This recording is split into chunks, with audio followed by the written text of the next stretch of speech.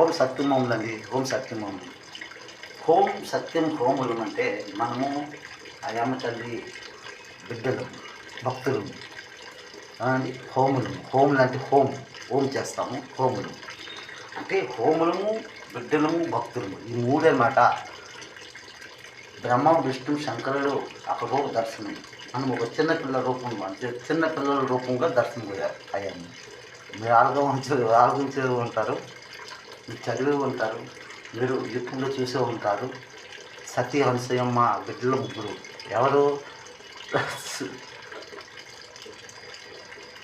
బ్రహ్మ, విష్ణు, శంకరుడు ఎలాగ వచ్చారు? అదే మీ భక్తులము, మీ బిడ్డలము, మీ హోములము. అక్కడికి ఆ సంఘర్షణలో వస్తున్నాయి. ఇది సత్యమైన స్వర్గంలో ఉన్నమాట. ఇండియన్ గురు అటు ఓం సత్యం కదండి. నేను ఒరిస్సాపురి సింహాద్రాప్పన్ మందిరంలో జన్మించాను. అయితే నాకు చాలామంది నాతో మాట్లాడేవారు, మా ఫ్రెండ్స్ సర్కిల్లో. అప్పన్ మందిరంలో జన్మించావు, సింహాద్రాప్పన్ మందిరం. అది ఎక్కడ ఉన్నదంటే ఒరిస్సాపురి చక్రవర్తి రోడ్డు జంటగూడ మెయిన్ రోడ్లోనే ఉంది. అక్కడ ఒకప్పుడు రోడ్ పాయింట్లోకి అక్కడ ఆ యొక్క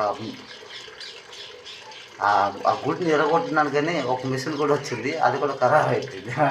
అప్పట్లో మరి సంవాదం అంటే మాటలు ఇవి కానీ కమాల్ మాటలు. నాకు సంఘర్షణ చేసిన వాళ్ళందరూ కరెక్ట్గా సంఘర్షణ చేస్తున్నారు. మీరు నాతో సంఘర్షణ ఎలాగా వెనక నుంచి సంఘర్షణ చేస్తున్నారా, నా ముందుకు వచ్చి మీరు సంఘర్షణ చేయలేరు.